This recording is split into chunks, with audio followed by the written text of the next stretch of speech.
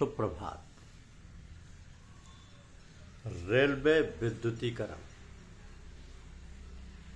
Railway विद्युतीकरण आंकड़े खुद बता रहे हैं कि किस दौर में कितना काम हुआ है। यानी रेलवे विद्युतीकरण की कहानी 1925 से अब तक की, यानी 1925 से 2026 तक की ये है कि 3 फरवरी 1925 को मुंबई में पहली इलेक्ट्रिक ट्रेन चली।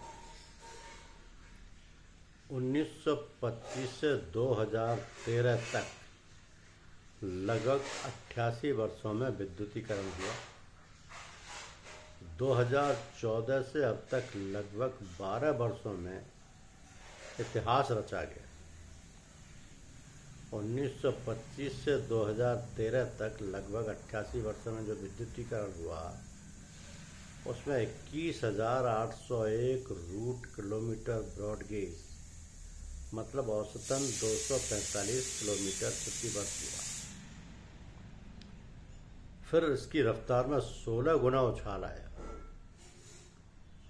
2024 से 2026 तक, 2014 से 2026 तक, यानी सिर्फ 12 वर्षों में जो विद्युतीकरण हुआ है वो 48,072 रूट किलोमीटर ब्रॉडगेज, मतलब औसतन 4,006 किलोमीटर प्रति वर्ष हुआ है।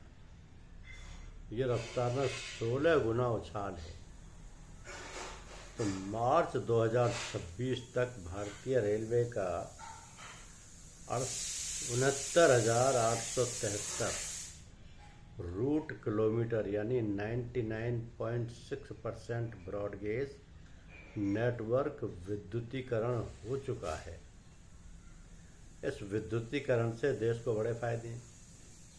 ऊर्जा की बचत हो रही है, परिचालन लागत में कमी आ रही है, प्रदूषण में कमी हो रही है, ट्रेनों की रफ्तार और समय पालन में सुधार हो रहा है, आत्मनिर्भर और विकसित भारत की ओर कदम बढ़ रहा है। आंकड़े झूठ नहीं बोलते,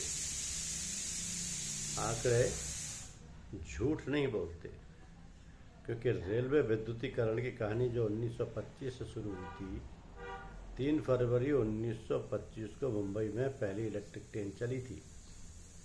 1925 से 2013 तक लगभग 21,801 रूट किलोमीटर ब्रॉडगेज रेलवे का विद्युतीकरण हुआ था। लेकिन 2014 से 2026 तक करीब 12 वर्षों में 48,072 रूट किलोमीटर का विद्युतीकरण हुआ है।